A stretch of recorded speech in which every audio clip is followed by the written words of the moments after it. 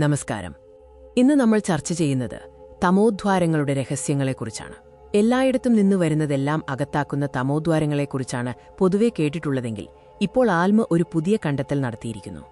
ഭക്ഷണം കഴിക്കുന്ന കാര്യത്തിൽ സൂപ്പർ മാസീവ് തമോദ്വാരങ്ങൾ വളരെ തിരഞ്ഞെടുപ്പുള്ളവരാണെന്ന് ALMA Atacama large millimetre sub millimetre array കണ്ടെത്തിയിരിക്കുന്നു. ഇത് അവയുടെ വളർച്ചയിൽ വലിയ സ്വാധീനം ചെലുത്തും.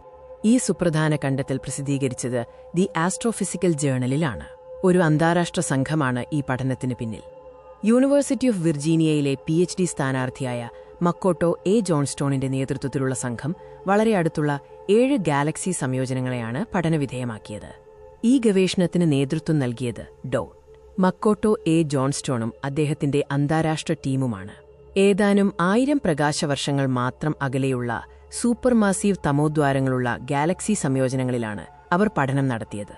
ഇനി ഗാലക്സി സംയോജനം തമോദ്വാരങ്ങളെ എങ്ങനെ സ്വാധീനിക്കുന്നു എന്ന് നോക്കാം.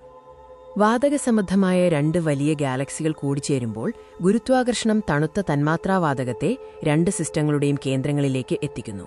ഇവിടെയാണ് സൂപ്പർമാസീവ് തമോദ്വാരങ്ങൾ സ്ഥിതി ചെയ്യുന്നത്.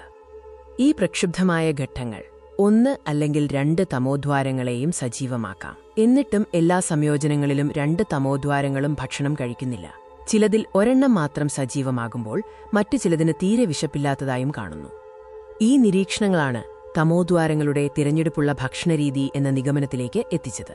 തമോദ്വാരങ്ങൾക്കു ചുറ്റും വാതകമേഘങ്ങളുടെ കട്ടിയുള്ളതും കുഴഞ്ഞതുമായ ശേഖരമുണ്ടായിട്ടും, പ്രത്യേകിച്ച് കൂടുതൽ വലിപ്പമുള്ളവയിൽ അവയുടെ നിലവിലെ തിളക്കം, ഭക്ഷണം കഴിക്കുന്നതിന്റെ വേഗതയുടെ അളവ് ലഭ്യമുള്ള വാതകത്തിന്റെ അളവനുസരിച്ച് കൂടുന്നില്ല.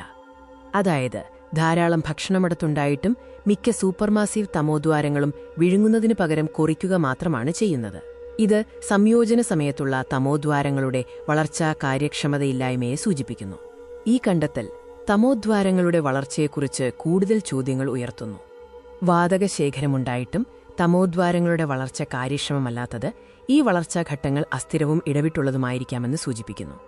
ഭക്ഷണം കഴിക്കുന്നതിലെ ഈ വേരിയബിലിറ്റിയാണ് സംയോജനങ്ങളിൽ ഒരേ സമയം 2 സജീവ തമോദ്വാരങ്ങളെ കണ്ടെത്തുന്നത് പ്രയാസകരമാക്കുന്നത്.